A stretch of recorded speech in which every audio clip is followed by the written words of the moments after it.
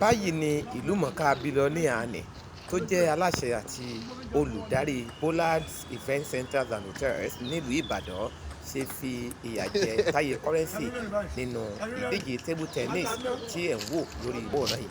Ẹ máa bá wa ká lọ.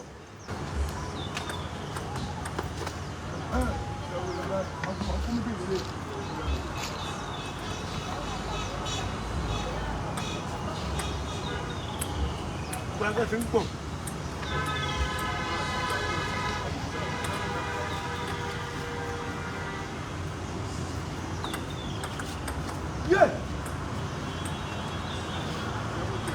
Máa wọ bí lóbi kan géèmù wa fún géèmù ọjọ́ ọjọ́. Àwọn olóyè ti gbá fún mi.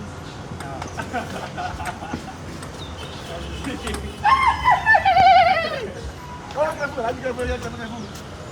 Kí ni a fún mi? Báyìí. Àwọn náà yìí. Wọ́n máa fún mi sẹ́fù.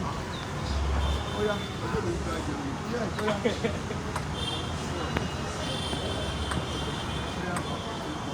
Ó yá.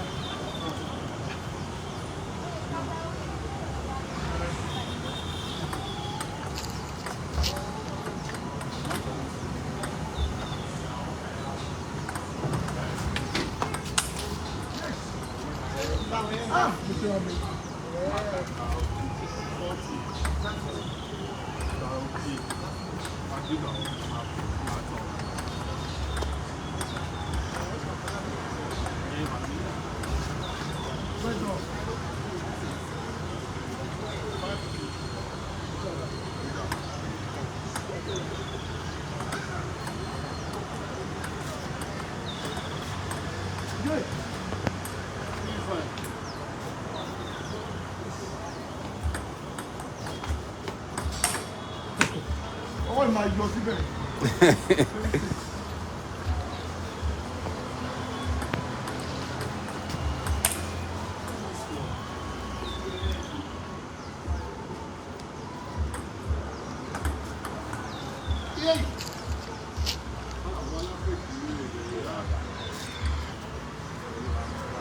Seven four.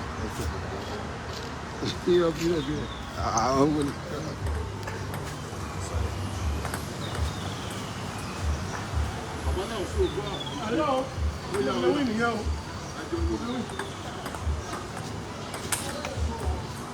Mo ti ń wọ̀. Mo fi sùn nìyẹn. 4-9. Ìdánbòlòbòlò. Aláàjì. Mo ti wọlé láti gbà ẹ̀ mo mọ̀. Mo kọ́ ta mo tó pè. Ọ̀tá ń jẹ́.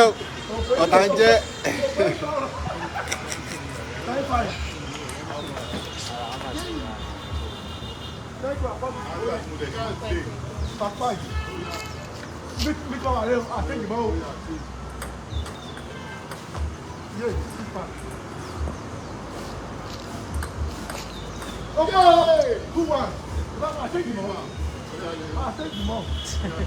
3-1. Yes. Zero four. Yes, sir. What for me for? No, come on. How am I doing? Olha, fui já por.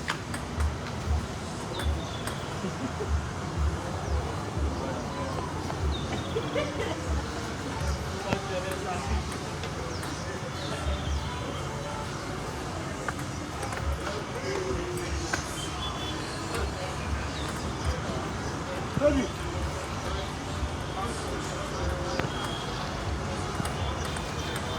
Yes!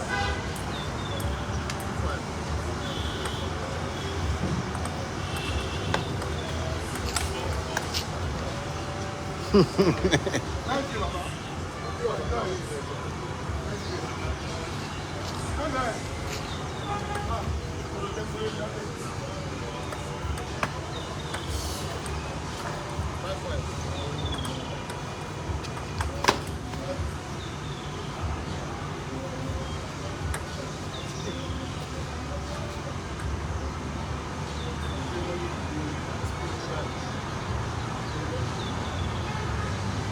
Good!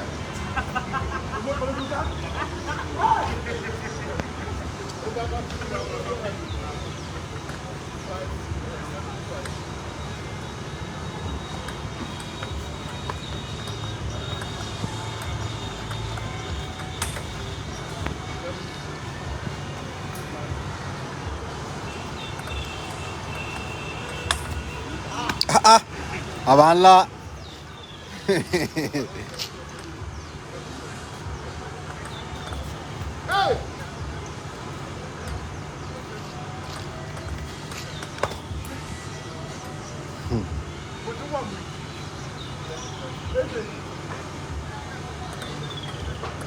Hey!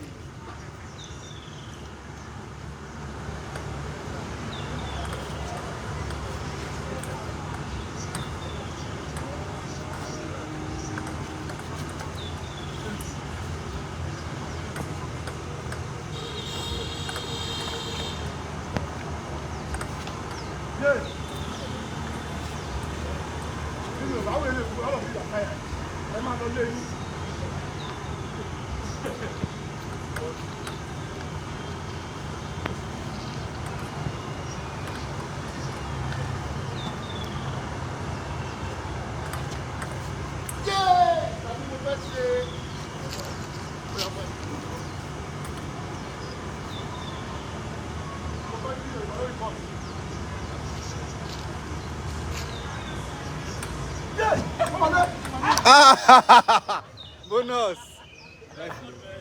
Bàbá ńlá. Life level. Life level.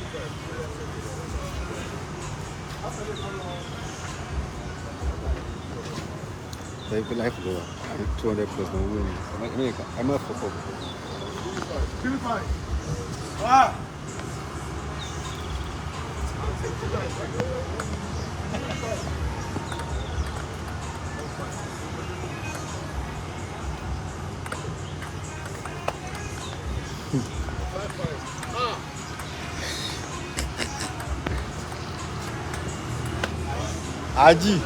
Alaji.